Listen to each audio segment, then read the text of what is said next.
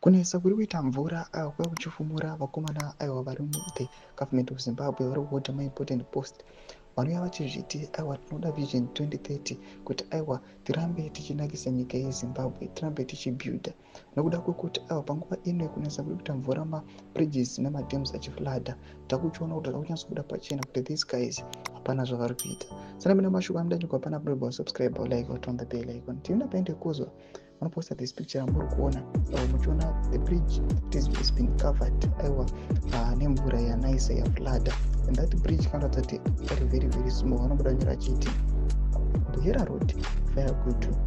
This bridge across the Uri River was flooded today during good rainy seasons.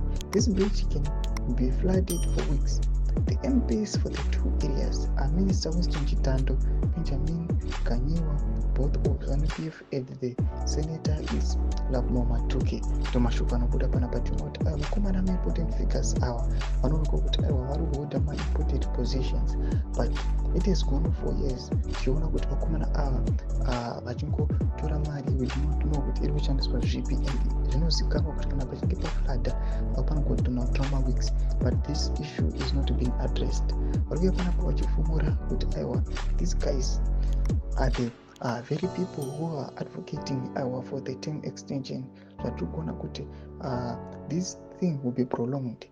Kufladha kuita madams tiona road networks achivhariwa vanhu vatadza kucrossa zvinorambawo zvichiwedzera munyika. Todze mafungiro enyu matukudi pamusoro mashoko anu achitogona kumana kukozwa penda kumesection medu muse mafungiro enyu. So subscribe or like turn on the bell icon.